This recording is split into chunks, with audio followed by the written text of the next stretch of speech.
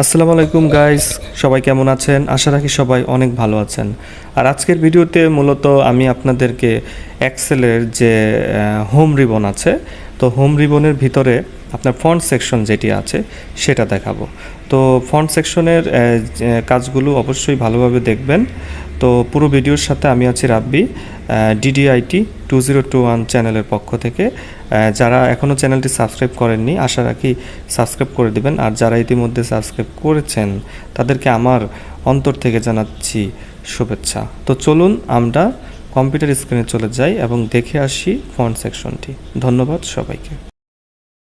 Welcome to computer screen. আমরা computer স্ক্রিনে চলে এসেছি। আজকে দেখব আমরা এমএস এক্সেলের যে ফন্ট সেকশন, সেই ফন্ট সেকশনে যা যা আছে মোটামুটি সব কিছু আমরা আজকে দেখব। তো তার আগে জানিয়ে নিচ্ছি, ফার্স্টে আমাদের যে কাজটি করতে হবে সেটা হচ্ছে আমাদের এক্সেলে যেতে হবে। তো আমাদের এক্সেলটা ওপেন করলাম। এক্সেল ওপেন করার পরে আমাদের চলে যেতে হবে ব্ল্যাঙ্ক ওয়ার্ডবুকে। তো আমরা ব্ল্যাঙ্ক ওয়ার্ডবুকে চলে গেলাম। ব্ল্যাঙ্ক ওয়ার্ডবুকে চলে যাওয়ার পরে আমাদের এখানে আজকে আমরা দেখবো এই ফন্ট সেকশনের কাজ। তো ওয়ার্ডের ফন্ট সেকশনের কাজ আর এটার ফন্ট সেকশনের কাজ কাছাকাছি মিল আছে, অতটা কঠিন জিনিস না। তো আমি এখানে একটি নাম লিখলাম, মনে করেন লিখলাম DIGITAL, ডিজিটাল।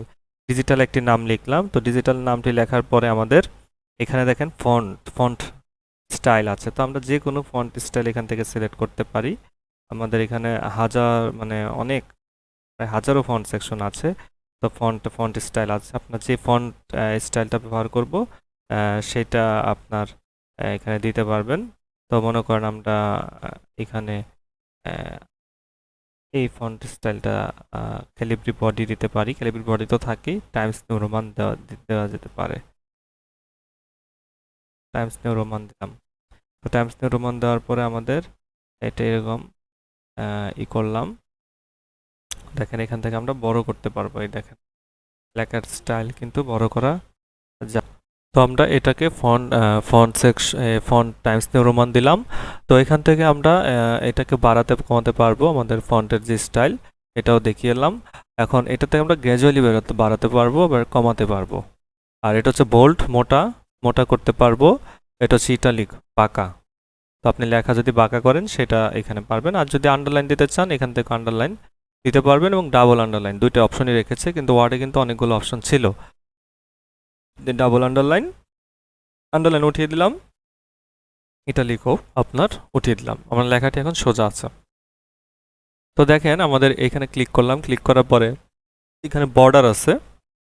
বর্ডার থেকে যদি আমরা অল বর্ডার দেই তাহলে দেখেন বর্ডার আসলো। এখন বর্ডারটা যদি আমি আরও করতে চাই একটু, এখানে দেখেন বর্ডারের লাইন কালার আছে। আপনি যদি লাল দিতে চান তো এরকম লাল, এই যে লাল দিতে পারবেন। ক্লিক করে এই যে পেন্সিল দিয়ে লাল করে দিতে পারবেন। তো এটা হচ্ছে মূলত এখান থেকে আপনারা বর্ডারের সমস্ত কিছু করতে পারবেন। এখানে লাইন স্টাইলও দিতে পারবেন, বিভিন্ন স্টাইলের বর্ডারের যেটা আর কি। আর এখানে আপনার ড্র বর্ডার করতে পারবেন যদি মনে করেন ড্র করতে চান, তো সেক্ষেত্রেও সম্ভব।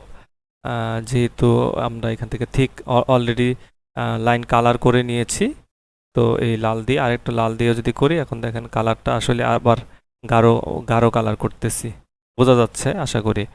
তো এখান থেকে আপনারা এই বর্ডার থেকে মোটামুটি সব কটা, নো বর্ডার দিলে কোনো বর্ডারই থাকবে না, এই দেখেন। আর যদি বর্ডার দিতে চান তাহলে এখান থেকে অল বর্ডার দিতে হবে।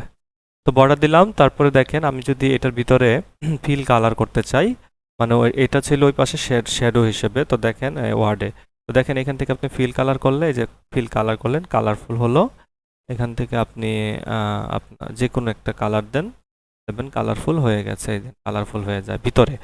তো এটা হলো মূলত আপনার ফিল কালার। আর এটা হচ্ছে ফন্ট কালার। ফন্ট কালার যদি আপনি লাল দেন, সবুজ দেন, নীল দেন, যেটাই দেন তো সেটাই আসবে মূলত। এটা হচ্ছে আপনার ফন্ট কালার আর কি।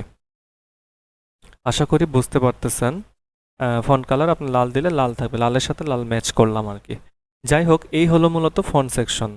আর এখানে ফন্টে আপনার ওই যে সুপারস্ক্রিপ্ট, সাবস্ক্রিপ্ট, অনেক ওই ওয়ার্ডের মতোই অনেক কিছু আছে। এখান থেকে আপনি ফন্ট স্টাইল সার্চ, মানে এই কাজগুলাই জাস্ট এখানে আপনার ওইভাবে দেওয়া আছে। তো আশা করি বুঝতে পেরেছেন। আজকে ভিডিওটি পর্যন্তই। সবাই ভালো থাকবেন, সুস্থ থাকবেন। দেখা হবে নতুন ভিডিওতে। ধন্যবাদ সবাইকে।